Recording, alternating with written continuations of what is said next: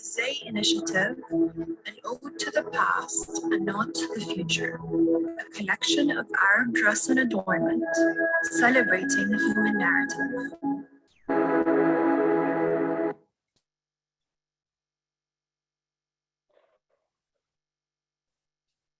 It gives me great pleasure to welcome you back after Ramadan and Eid to our next series of webinars, starting with today's webinar, Dialogue on the Art of Arab Fashion, Talli, Silver Between Tradition and Modernity. Would you believe this is our 11th series of webinars? All those months ago now, in the middle of lockdown, when Reem and I came up with this slightly crazy idea that maybe we should connect with you all. And here we still are, and we absolutely love it. And we're so glad to be back for the next 8 weeks for these wonderful series of 4 webinars, which you're going to hear lots more about over the coming days. For those who haven't been with us before, please do introduce yourself on the chat and let us know where you're from. As ever, following the event, we will go behind the scenes straight after the webinar with our speakers. If you're not yet a friend of the Zay, please do email marketing@thezay.org or email Reem Ashraf, not Dr. Reem, Reem Ashraf at marketing@thezay.org, and she'll assist you with logging on tonight and then get you to become a friend of the Zay very shortly afterwards. As ever, we will allow some time for Q&A, so please do add your questions to the Q&A function in Zoom, and I will do my best to get through them all with the speakers directly following this session. Anyway, all our sessions are recorded, let me not forget that bit, and sent to you, our registered participants, within 24 hours of the event. So, and you've got 2 weeks to view them, unless, of course, you're a friend of the Zay, when you have them for your entire friend of the Zay period. Anyway, that's enough from me. Allow me to welcome back Dr. Reem El Mutwalli, who will introduce you to today's speaker. Thank you, Dr. Reem. Thank you, Emma. For the benefit of those who are joining us for the first time, we always like to start by explaining that our name emanates from the Arabic term Zay. Zay literally means the costume and general attire of certain country or era. And why Arabic? Because Zay is concerned with the legacy of the Arab world. The Zay Initiative was founded to help promote an understanding of the evolution of regional culture across the Arab world through dress, to build public awareness and appreciation of this unique heritage, and to create a platform for like-minded individuals and institutions nationally, regionally, and globally. Simply put, and as you always hear me say, we at the Zay Initiative collect the tangible to narrate the intangible. We collect artifacts to help record the stories of those who used or wore them. We are a UK-based nonprofit that especially focuses on empowering women regionally and globally by bringing their untold stories to life. The initiative owns over 1,800 pieces of dress and adornment from across the Arab world and its surroundings. On our website, you will see over 200 key examples of these dresses by simply navigating the collection. We are working towards all the articles being added to the collection by publishing few articles at a time. Some of you might wonder, what do we mean when we mention the Arab world? An Arab is a cultural trait rather than a racial one. The Arab world is full of rich and diverse communities, including ethnicities, religions, groups, and cultures, including Muslims, Christians, Jews, Yazidis, Kurds, Armenians, Amazigh, Berber, and many other minorities. And differences exist not only among the countries, but within the countries as well. There are over 200 million Arabs worldwide. Generally, anyone who adopts the Arabic language is typically called an Arab. Today's dialogue is an introduction to yet another one of our collaborative works, this time between the Zay Initiative and the UAE-based NIILI fashion brand. The Zay Initiative and the UAE-based NIILI brand have collaborated on an exhibition entitled Talli, Between Tradition and Modernity, that just opened at Samal Awal in Mall of the Emirates, Dubai. For those who are in the area, we encourage you all to come and visit. This exhibition will be on display till August 2022. As for our global audience, we invite you to explore the exhibition on our website. Look it up on our events section. In both the exhibition and today's dialogue, we aspire, on the one hand, to present a brief introduction to this traditional craft, and on the other, to illustrate our engagement in sustainable solutions through showcasing contemporary interpretations by a UAE-based fashion brand. I will begin by welcoming Paula, the creative director and founder of NIILI. Thank you, Dr. Reem. Hello, my dear. I would love for you to introduce yourself in your own words and a little bit about NIILI. Okay, so I'm Paula Quetglas. I'm the creative director and the co-founder of NIILI. The founder is Khalid Al-Sabi. He's a UAE-based colleague. Our brand is covering, basically what we wanted to do is to cover a niche that we thought was available in the region. Our brand is all about layering so that we give a voice to the women that buy our garments, and they can actually wear our garments depending on the needs, the social needs, the events they have. So basically, the concept is that you can layer up all our garments. We always have, even if we are like selling sleeveless dresses, for example, you always have something that you can put underneath or on top. So so that way we think that we are really considering the Arab woman and fulfilling all their needs. Wonderful. And I wanted to explain that you are presently in Italy, correct? No, I'm in Spain actually. Yes, Spain. I'm currently in Spain. Yes, so a bit far away. Design work. You do the design work there, and the implementation takes place where? So basically, we are multicultural in every sense, team. I design, and I'm the creative director, so I lead everything. At the moment, since COVID started, I moved back to Spain.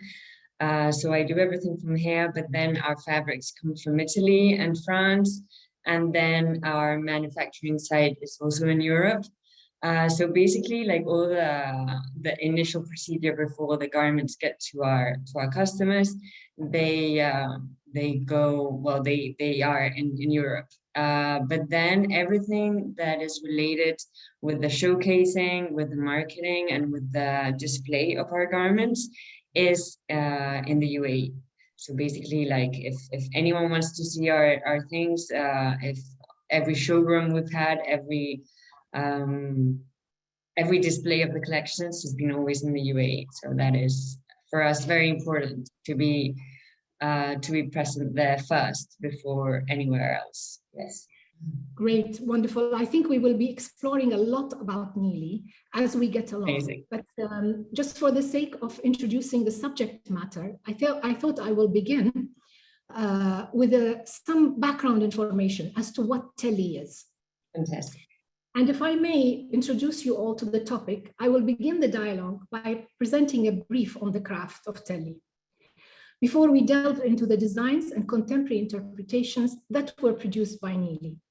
First and foremost, let me tackle the terminology. Talli, as we define it on the Zay Digital Dictionary, is a term believed to originate from the Arabic tala or tala, which means paint or to paint. It's also thought to have come from the Turkish term tel, which means wire. It generally refers to metal alloys coated with silver or gold to create either a flat straw or a coil thread that are then applied on clothing in various patterns. There is a huge spectrum of terms and variances depending on the locale that are used. For example, we have tur bit-talli or tul bit-talli in Egypt, and asyuti also in Egypt, mnaqqad or mnaghad as it is pronounced locally or colloquially by changing the qaf to gha, and naqda comes from the Arabic term coin. Since silver was a form of currency, it came to refer to silver-adorned garments. Therefore, the term refers to articles decorated with silver talli, straw, khus, in small coin-like dots.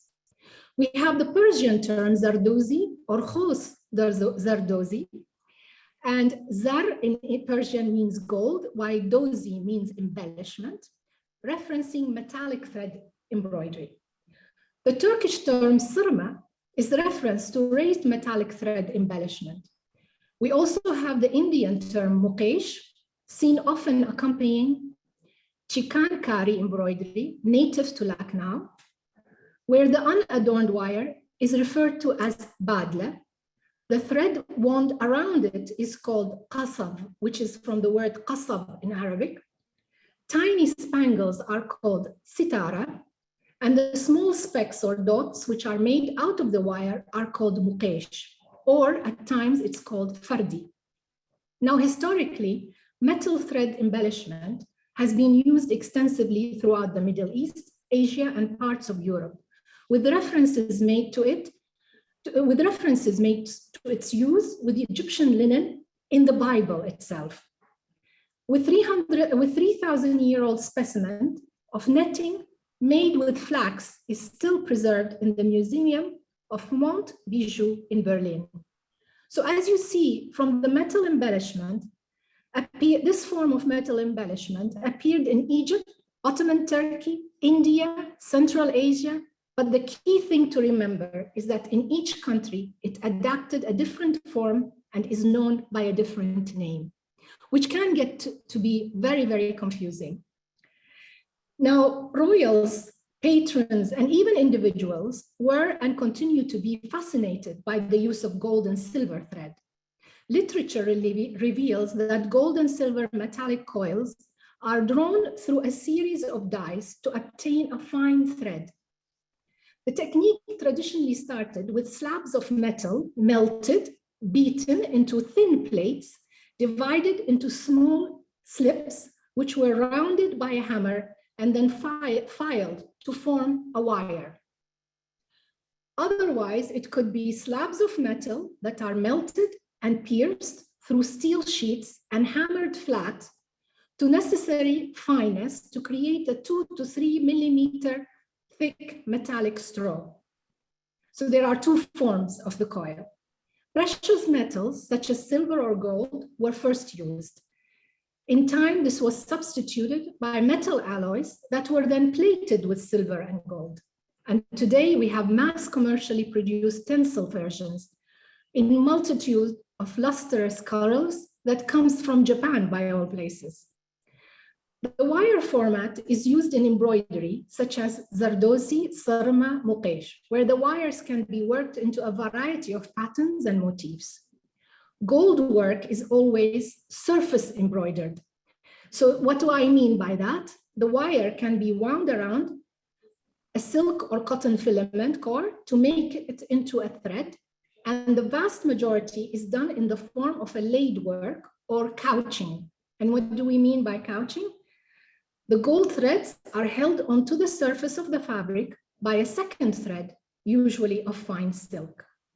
The ends of these threads, depending on the type, are simply cut off or are pulled through to the back of the embroidery and carefully secured with the couching. While if we are to use it in the flat format or the straw format, it is used in items such as the turb talli, the Egyptian one, and you see an example in front of you, or mnaghad or badla, where the straw is used as a sewing thread rather than being couched onto the fabric. It is then pressed by the fingers into a variety of patterns and motifs.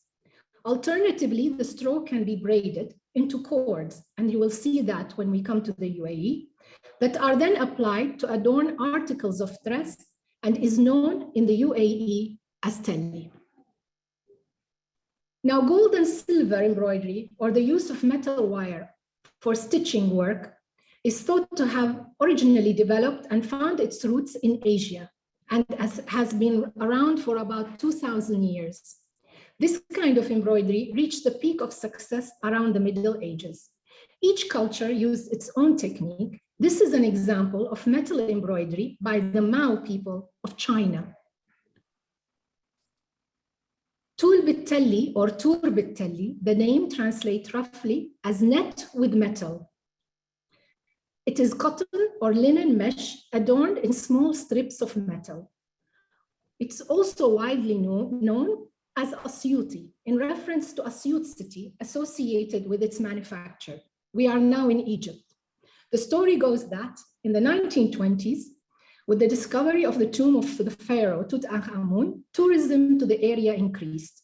Merchants in the town of Asyut began making shawls by using Turkish metal embroidery on leftover mosquito nets. And with the World Expo in Chicago, this trade grew further. This is disputed by Shahira Mehrez, one of our consultants, who attests it was not only made in Asyut, Upper Egypt, but all across Egypt. Shahira is going to be publishing a book by the end of this year where she will be shedding more details on this matter. Her book will be sold on the Zay platform, and I encourage you all to reserve your copy from now. Now, Tul bit-Talli consists of a mesh of fabric of cotton, as I said, or linen, with thin metal strips woven through the mesh to form patterns. Although the work is done with a long thread of metal strip or straw, each stitch of metal is knotted and pressed separately. The designs vary, ranging from simple to elaborate. Some people believe these designs have passed down through families, indeed from pharaonic symbols. Some designs appear to be intentionally left incomplete, while Coptic Christian designs often have animal and human figures. Muslim ones rely on geometric designs. And the combination of the two, Muslim and Christian symbols, are known to be found together. In this example, you see it worn by Queen Nazli, the mother of Farouk, as a short top. You see the shawl format, which usually is very long, almost 3 meters long. And you see it in the traditional Galabia format that is worn by many of the women in Egypt. Now, folkloric belly dancer often made costumes from it, as it was used extensively for dresses in old Egyptian musicals. Farida Fahmi, which is the head of the Firqat Rida, which is the Rida troupe, well known, mentioned that by 1960s, the production of Tur bit-Talli had greatly declined in Egypt. But when the troupe came under government control, President Nasser ordered that some of the cloth to be specially made for their costumes. Certainly, Tur bit-Talli was still being made during the golden era of Egyptian film. As you can see in this image, where it is portrayed being worn by Tahia Carioca, who is one of the very famous Egyptian actresses, possibly around 1930. As I said, most Tur bit-Talli designs are entirely geometric, in keeping with Muslim beliefs on human representation and art. However, there are many that depict Coptic Christian influences in design, where some pieces do include figures and even camels. Another form of work is the kiswa. And kiswa is as some of you might know, the Kaaba is one of the most recognizable and significant structures of worship and pilgrimage in the world. Sirma, the exotic and beautiful embroidery, is applied onto the kiswa. The handmade gold metallic embroidered textiles known as sirma were used as the main decoration on the kiswa of the Kaaba for many centuries. Sometime as they ordained the holy structure, it was called, for some time, it was called qabbati, a type of expensive fabric made in Egypt. Became for centuries the standard material for making the kiswa. But by the 13th century, the sirma was a prestigious craft looked after by crafts guilds in Cairo. And in those days, the craft was known as qasabji. a reference to the embroidery that produced on the surface of the textile.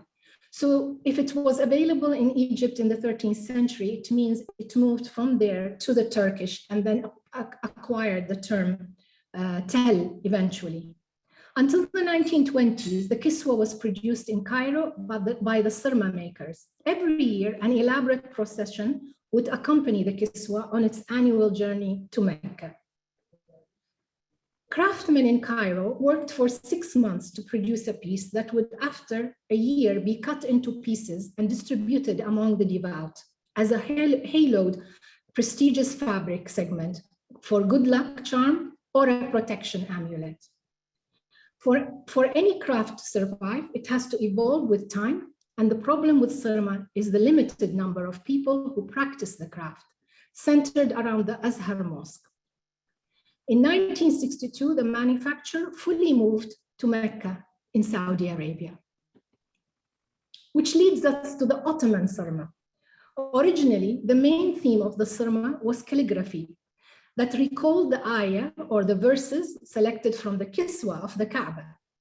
Short verses from the Quran and the 90 names of God were all among the most popular designs.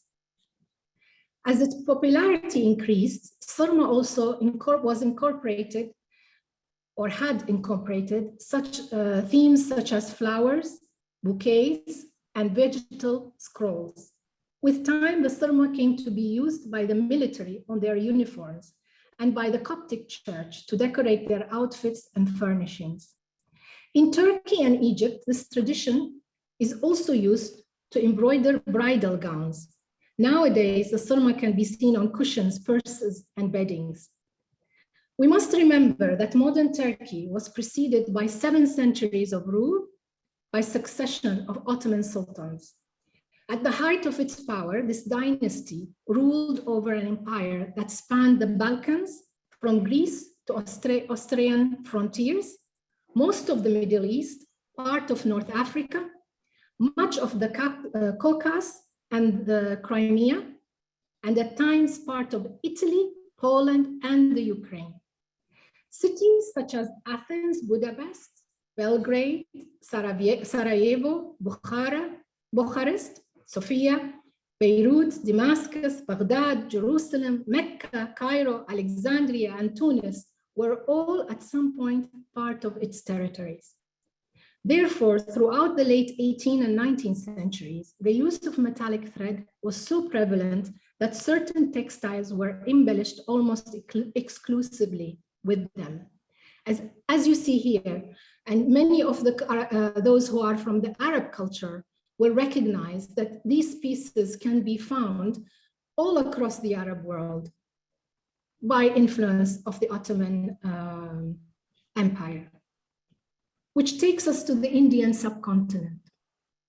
This type of embroidery has been around since the Rigveda era, and it went into prosper during the Mughal period.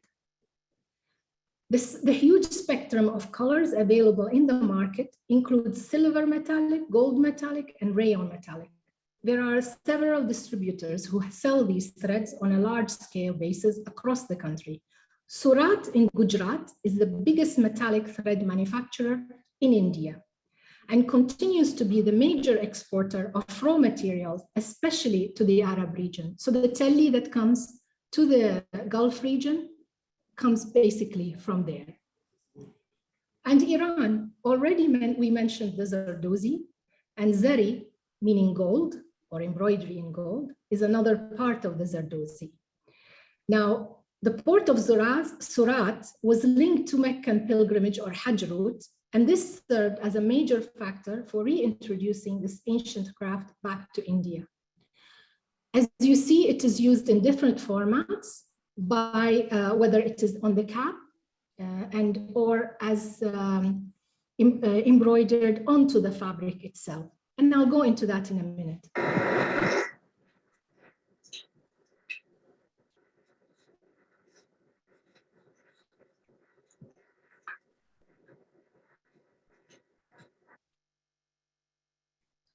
Now, the West also was influenced by Talli. The geometric design were popular with the Art Deco movement, beginning around the 1925 and closely associated with the flapper dress.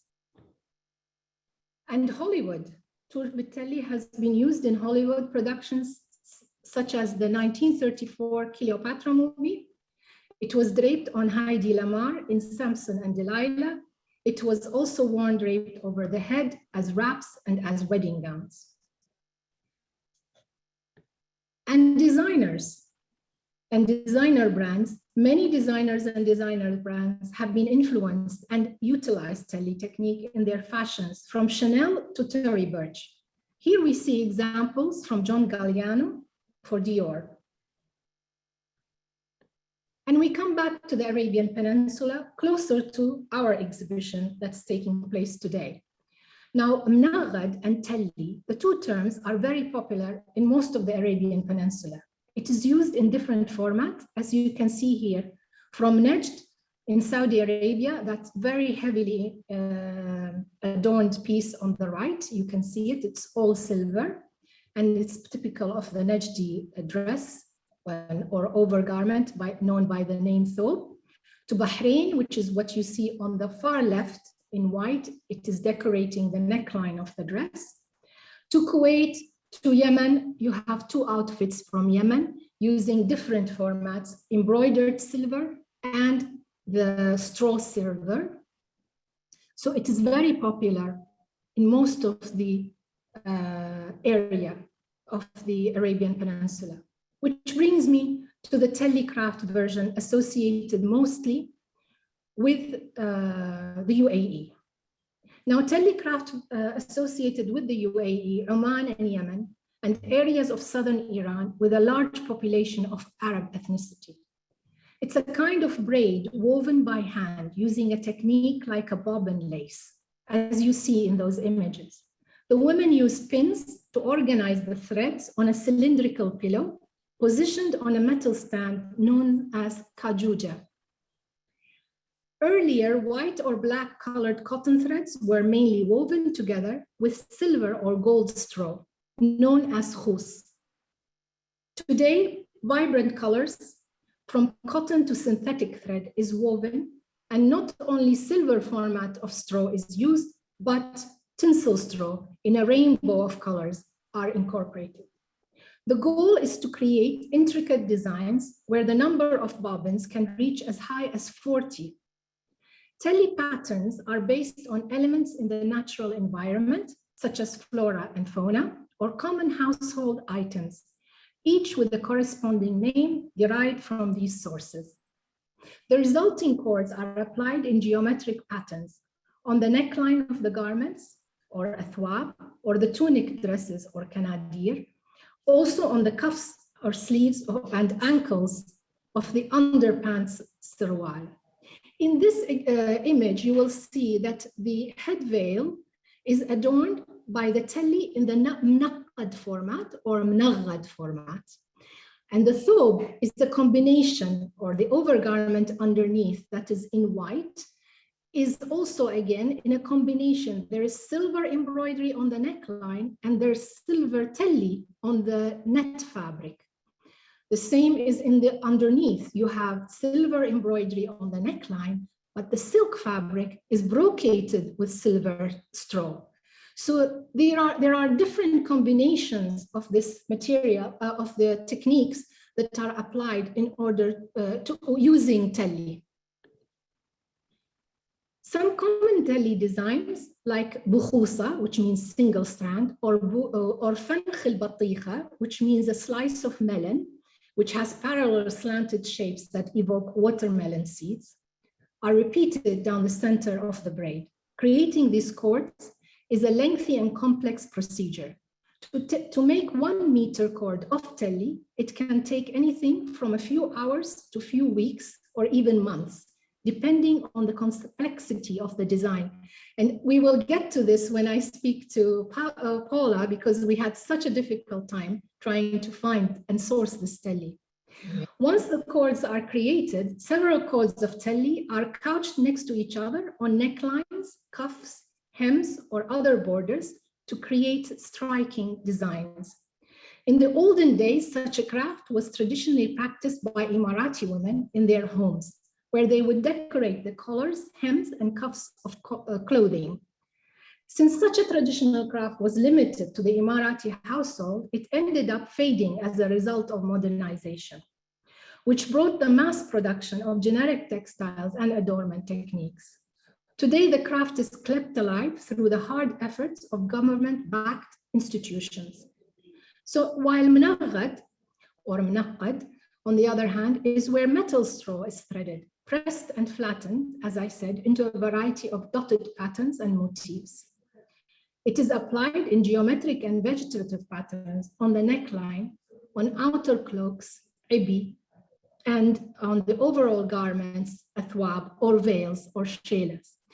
As you see in the bottom on the right, there's something that is called a badla in the UAE. And the reason it's called a badla, because you exchange it from badala, which is to exchange from one article of clothing to the other. Because it is made out of this silver straw, it is a very valuable item of clothing that is recycled every time the cotton part of the article deteriorates.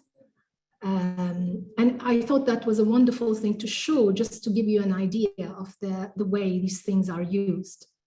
Now, this takes us, and I hope I tried to be as brief as I can and as fast as I can when I spoke about it, so that I could get the gist of the matter to you. Of course, books can be written about all of this, about each slide that I spoke about. Which leads us to where we are today, and the combined exhibition that took place, or collaboration that took place between the Zay Initiative and NIILI brand.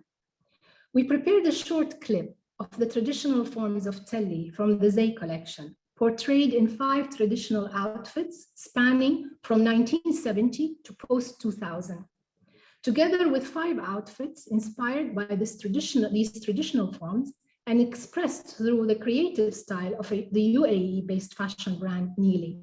So I'm going to show you the video, and then we will start our dialogue with our designer and creative director of NIILI. As you enter the premises, we start chronologically with the pre-70s pieces. This is for the 80s and shows colored Talli. And then this is the 90s, where you have a more refined approach to the implementation. You see it on the veil in the mnaqqad format as a Talli on the adornment of the dress. Now another one from the 1990s, and then 2000 and beyond. These are the collections, the collection that was created by NIILI and inspired through those pieces that we just showed. They are completely different to what we see from the traditional articles of clothing, which speaks to the fact that contemporary interpretations are inspired rather than copies of what traditionally used to be used. And we will go into this as we discuss it with our guest today. I hope you enjoyed this presentation. Yes, it was amazing. I mean, for me, it's so interesting. Thank you so much, Dr. Reem. So let's start by, why did you enroll in this collaboration, Paula? As a UAE brand, we think it's really, really important to be involved in the culture and the heritage of the UAE. And with this, I don't only mean just like mingling with contemporary, like in contemporary events, but also like reading and discovering like the history and the arts and crafts that are not used anymore. For me, I'm a passionate of arts and crafts. So one of the first things that I tried to learn about when we started NIILI was the history of the garments, and not only the garments, but other kind of crafts like pottery, silver work, you know, like, because that is the way that you learn about how people did and lived their lives concerning garments. So Talli was one of the crafts that I learned about and that I really wanted to work with, because I thought it was an element that could be very, very easy to translate in a contemporary approach.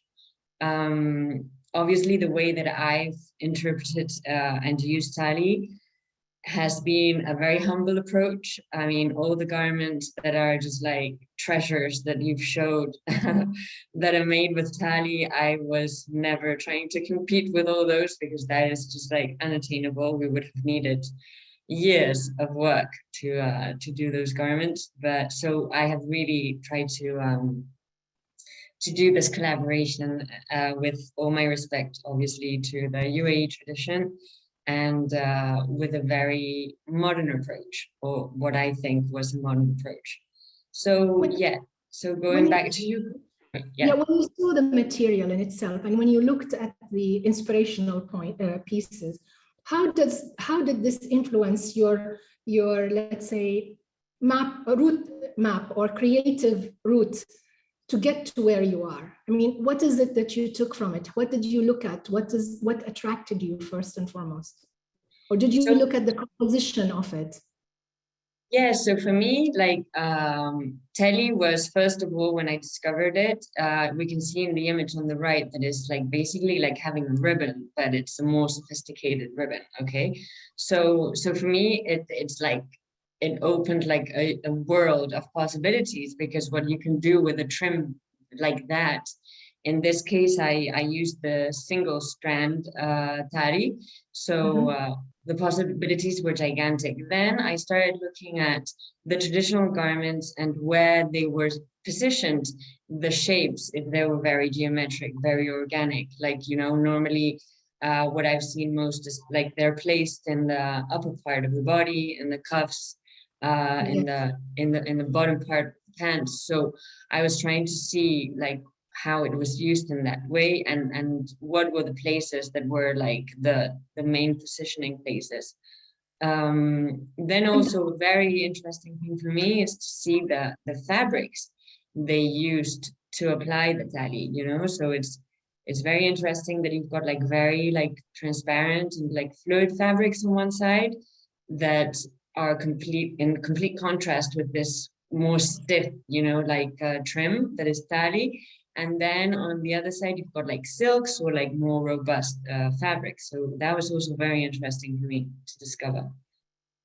And also you worked with Al Ghadir, which is a government-funded initiative that encourages these women, those who continue to know this craft, to continue working with it and producing these strands, as we see in the images in front of us. So tell us about this collaboration, because it was very difficult to source out. It takes a long length of Talli. Yes. So I met, I mean, when I started looking for like cultural institutions, not necessarily to collaborate with them immediately, but to learn about them and what crafts they were developing. I learned about Al Ghadir. Al Ghadir is in Abu Dhabi, so the founder of NIILI also comes from Abu Dhabi. So I thought it was like a great combination, you know, in terms of like relationship with the brand, to work with a cultural institution that came from Abu Dhabi. So I got in contact with someone there, and they were really, really helpful and really kind of like willing to experiment with us, you know, and they were really happy actually that a young brand that did contemporary garments wanted to use Talli. So that was amazing. And actually, what I really liked about this cultural institution is that they also work with underprivileged women. So not only is it a way of preserve the craft, but it's also a way to help women. Yes, exactly. So that was really interesting.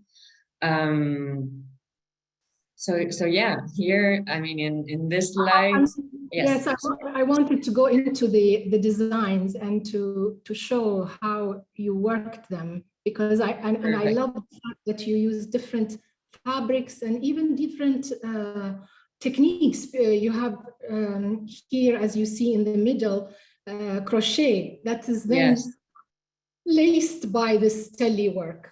So it's combining two different techniques or three different techniques together. Maybe you can illustrate these images to us or tell us a bit more about them. Yes. So here is a bit of a generic vision of some of the silhouettes that I created. In the following slides, we will go more in depth to each garment. But basically, for me, it was very important to do very contemporary garments. That's why we have garments like crop tops, you know, that are not necessarily linked at all to the heritage in terms of garments of the UAE, but I wanted to create this kind of contrast in between a very traditional craft with very, very contemporary silhouettes. So yeah, and also, as I was mentioning before, what I looked at when I was looking at the Talli and at the garments is the fabrics they were using. So I realized that jersey is not really used, or things like knits as a crochet were not really used. So that for me was also a very interesting approach, you know, to say, okay, Talli doesn't necessarily need to be only in silks or cottons. It can also be in jerseys, and it works really well, you know. So that was super nice to work with and kind of take it away from its very traditional approach. That's very true. And just for the sake of clarification, most of the lines, the seam lines in these articles of clothing are embellished with a line of Talli.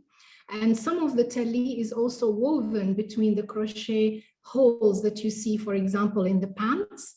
And they also cover the outlines of the different articles of clothing in order to accentuate them. Exactly. So for me, here we can see the work with the crochet, as you were mentioning. For me, it was interesting to not have to sew the Talli, because in terms of technique, we were very limited. Obviously, we couldn't do many of the techniques you were talking about above, because we didn't have the workshop to do it. So I wanted to use Talli as a pencil in a way, you know, so we have the shape of the garment, we've got the fabric of the garment, but we're adding color, we're adding texture, we're adding elements through the Talli.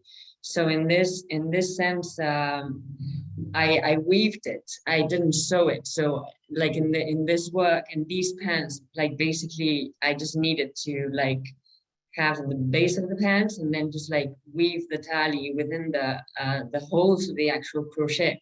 This crochet is also made by hand, so it's this added even more value to the craft of the Talli itself. You know, it's everything made by hand, and we can combine very elaborated techniques to get this amazing result. So and how do you see yourself connecting with cultural heritage in the UAE through this? Myself, I mean, well, I've got the emotional connection on one side. The founder of NIILI, he's from the UAE, so there is that emotional connection. It's also as you were mentioning before, the Arab culture is something that we have in Spain very close. We were part of the Arab Empire at some point, and we have so many things that have maintained, that have from words to food elements to decorative. If you go to the south of Spain, you know, to Granada, to Cordoba, you will see all this beautiful Arab art. So in the heritage of the Spanish culture, Arab culture is very present. So for me, it was not completely new. It's funny, it wasn't completely new learning about certain cultural aspects from the UAE, because there were some connections with what we have in Spain in some way, you know. So Wonderful. So the connection was easy to make, I would say. Yeah. I love this piece. It's a full dress. And in true life, when you see it, it's really amazing. And I agree with you. The fact that you've woven this Talli into the crochet gave it some sort of malleability compared to when you are crouching it on a piece of fabric. It becomes very stiff when it's placed on a regular fabric rather than crochet. With this one, it gets this fluidity into it, which is completely beautiful. Yes, it's really amazing how easy this to work actually with this kind of like single strand Talli, you know, like it's if you take this dress, you can just like scrub it like that and it will work, you know, it's not stiff at all. It goes with the elasticity of the crochet too, you know, and yeah, it was just beautiful. I mean, this is shapes you can do, but there were some other million like drawings that you could and combinations of color. That's the amazing thing that here, like for me, what was interesting also, like it's so in the black Talli, you have like the metal strand that is black, and then the actual cotton thread is black. So you have a different texture than in the pink Talli, where the strand is like silver and then the cotton thread is pink. So you get all these like nuances depending on the combination of colors that you have between the metallic and the cotton. Yeah. I'm also very intrigued by the fact of, you know, by the color plate that you have. I mean, it's a completely different approach to color. If we compare it to what traditional Tallis use, it's usually very bright, very strong, very in your face colors. But here you're using a very subdued palette, very neutral, white is dominant. And when you see the exhibition, when you look at this on this one side where it is vibrant and shocking, and on this other side, it's very calm and soothing. Yeah. It's a complete different approach to design. Yeah. What was your source of inspiration, for example, in this one? So for me, like there was an important element for me is that to take away the heaviness of Talli that you find in some of the garments, the traditional garments, you know, like in some of the garments, Talli is like placed in like a not a superposition, but like in a repetitive mode. So you've got like different layers of Talli. So it's like all this like spot of like metal that you see maybe in the chest. So I wanted to really avoid that kind of like heavy side of the Talli. And then also I wanted, so I didn't want to make it very Baroque. And in this, like the color choices was very important too.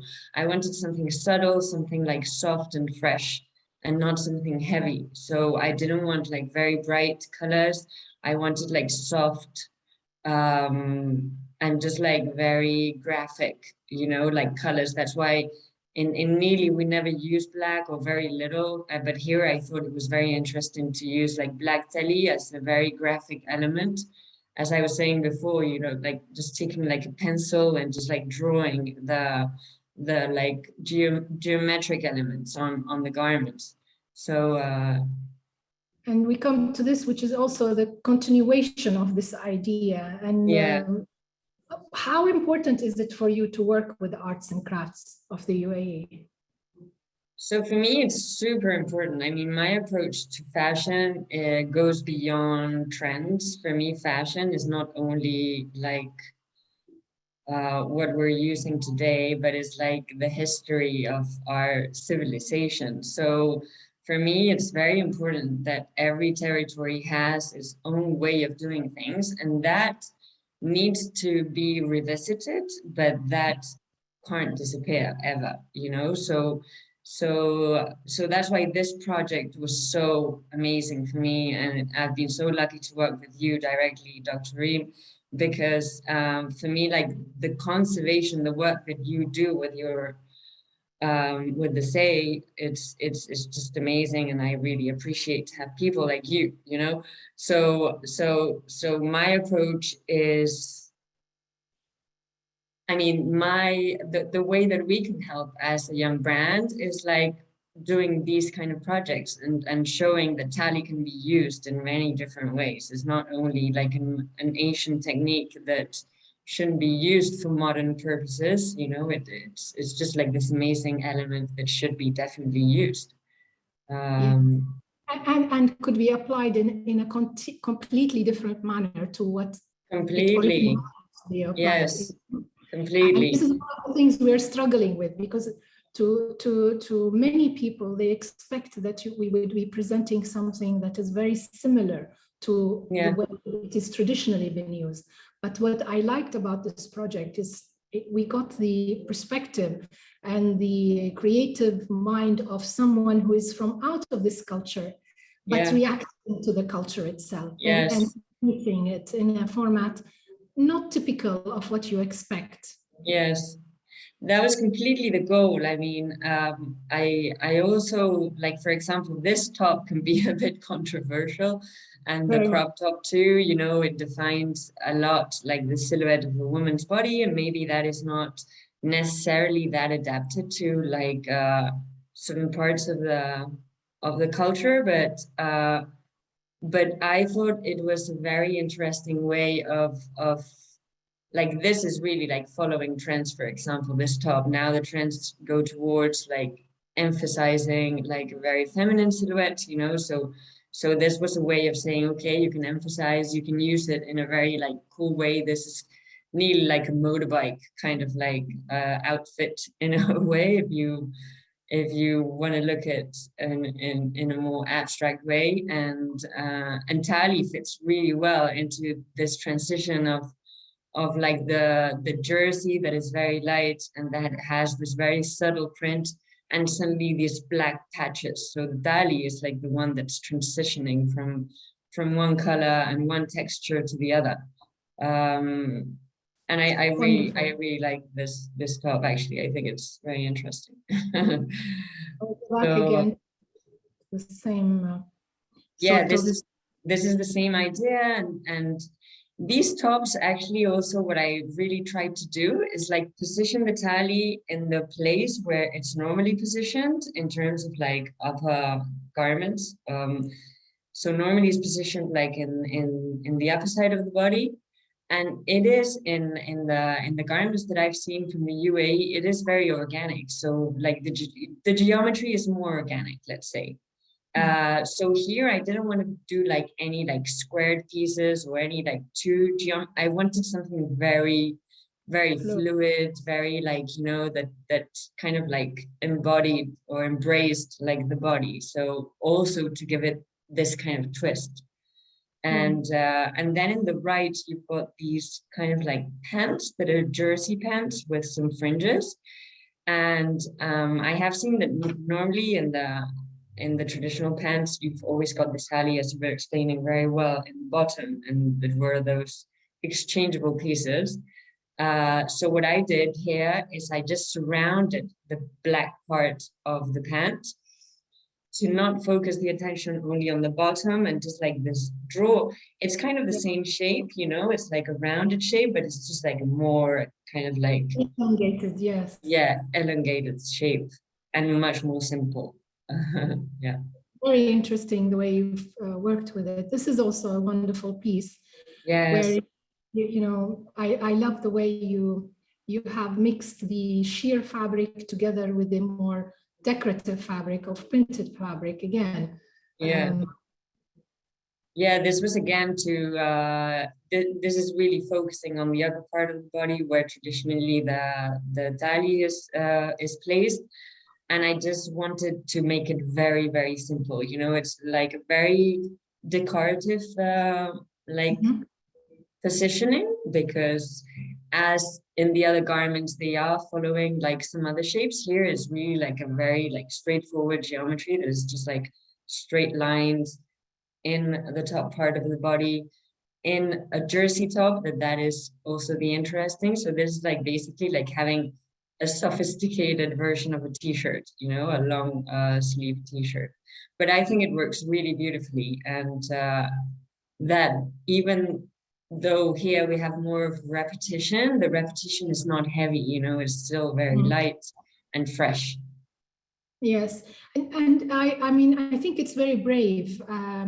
Of course, the audience is going to be the judge of all of this, because the exhibition is going to be there for 3 months, and people can order these pieces through our website.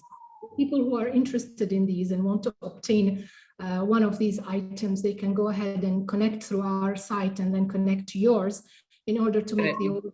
You can ship it to them, and it will give us an idea of how is it going to be received. It's a wonderful experiment to see how people will receive this, how will they react to it, and what are their comments. This is the collection. These are the 5 pieces, and in their different formats, and how they were presented. And I thought that the lines, as I said again, were amazing. Are there any brands that you follow that use the craftsmanship of their countries to present a modern version of their brands?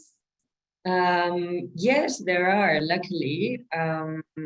One that I really like, it's a brand from Saudi Arabia. It's called Abadia, and they do an amazing job. Like, it's really beautiful what they do. They work with embroidery, but also with fabrics, with camel skin even, you know, they do beautiful work.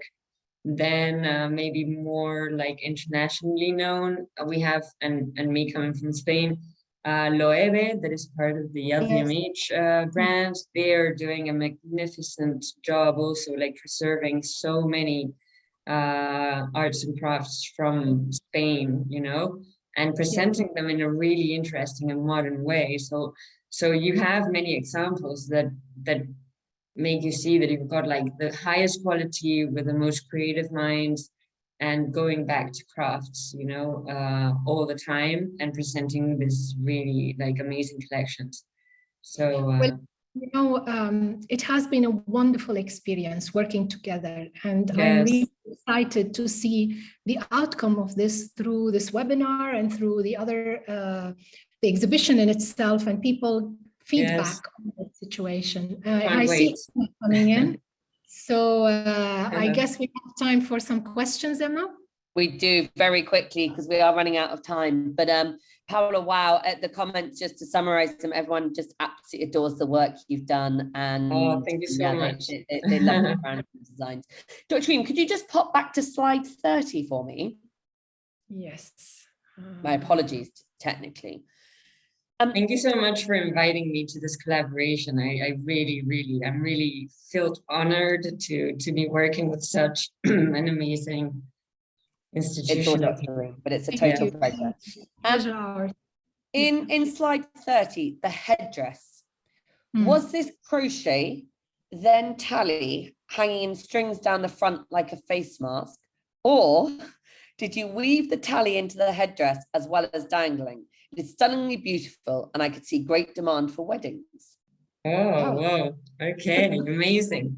So sorry, I just have to mention it would give everyone more context. Yeah, no, amazing. So no, the crochet was first, and actually it's not Talli what's hanging from the chains, from the front of the face. It's actual metallic chains that I thought go really well with the metal Talli that's actually in the dress. Why did I put chains? Is because for the Talli to fall so straight and to have that weight, I would have had some weight on the bottom. So that's why I decided to put something, and it would have been very heavy suddenly, everything. So that's why I decided just to put chains that are like lighter, and that the weight kind of like makes more sense in this headpiece. And Paula, I think also, which is not seen here, the back of the headpiece, it is very long fringes of threads, white threads, sort of like a veil or like hair going down all the way down to... Exactly. Yes. It's really lovely. A great question just coming in. Dr. Reem, where can everyone go and see this fantastic work, and when is it on until? It's in Dubai. It's on Mall of the Emirates, Zaman Awal. which is on the second floor. And you can go from 10 to 10 in the evening, anytime you like, and have a look at it. And if you are not in the UAE, as I explained earlier, you can go to our website and click on events. You will see the event there. You will see these articles. You will see the traditional ones, and there will be a whole explanation about them. And you will see the designs that are made by Paula. You can look at them at a much closer hand, and you would be able also to order them if you are interested in them. That was the very next question. How can I buy these items and how long does it take? And do you ship anywhere in the world? So depending on the item, it will take a bit longer or less. For example, the garments that are in crochet, because the crochet has been made exclusively for the exposition, those will be kind of the longer timepieces. But then the other garments, they should be pretty quick to do. I mean, we need to know the measurements of the person that wants to order them. So we would have to have a couple of exchanges to understand what they want. And yes, I mean, I can't say it like that because every garment is gonna be like a different time, have a different timeline. Yeah, but. And how can they order them? Sorry? How can they order them? By your website, by the Zay website? By the website. They can just write an email to the email they will find in the website. Write to us on Instagram. I mean, we answer every channel that we have, and it's just a matter of getting in contact, and then we can go to a WhatsApp, messages, whatever is more convenient for them. I mean, we're very flexible in terms of communication. So whatever's suitable. And you ship worldwide, right? Yes. We ship worldwide. Yes, we use DHL, so a very safe service. Yeah. Fantastic. And then the final question that sadly we've got time for is, I've seen it as, the person's seen it as Talli, and then they've seen it as Talli in terms of spelling. What is correct? Is it regional nuances? How does it work? Dr. Maybe this is a question for you. Well, in the Zay digital dictionary, we try to follow a specific standard transliteration format. And when you do that, it is with an A.